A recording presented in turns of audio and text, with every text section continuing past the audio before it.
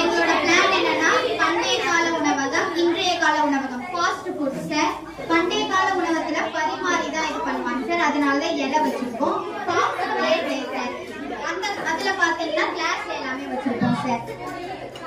அன்பை வந்து வெளிப்படுத்தணும்னு சொல்லுவாங்க சார் பரிமாறி. அதனாலதான் சார். இது வந்து தயிர் சாதம், கேரட் பொரியல், பீட்ரூட் பொரியல், மாங்காய் ஊறுகாய், அவல் இனிப்பு, தேங்காய் பால், வாழைப்பழம், உப்பு, அதுக்கப்புறமா பொட்டுக்கலை மலட்டை உருண்டையும் மிக்ஸ் பண்ணிருக்கோம் சார். அதுக்கப்புறமா மலட்டை உருண்டை, பீடா, அந்த காலத்துல வந்து பீடா வந்து சுண்ணாம்பு வெத்தலை பாக்கு வச்சு இது பண்ணுவாங்க சார். அதுக்கப்புறமா அவல் லட்டு, சேலம் தட்டுவடை, பேர்பூரி, கேரட் அல்வா, வெண்டைக்காய் பொரியல். அடுத்தது இன்றைய கால உணவாக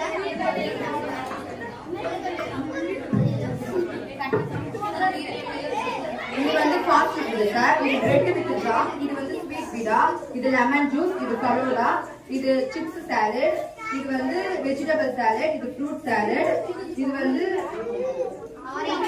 ஆரஞ்சு மசாலா, இது சாண்ட்விச், இது வந்து சாக்லேட் பிரெட், இது வந்து மசாலா மில்க்.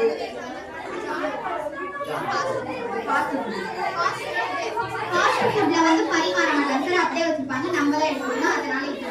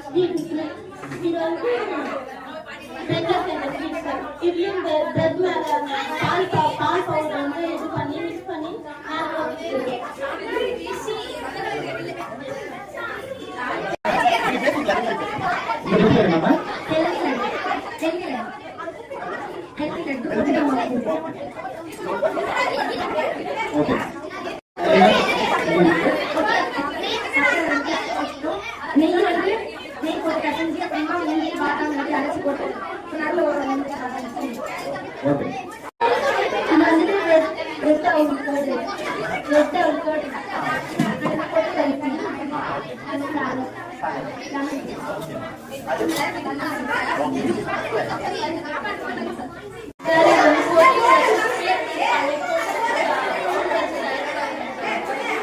மேம். இது எப்படி ரெடி பண்ணீங்க?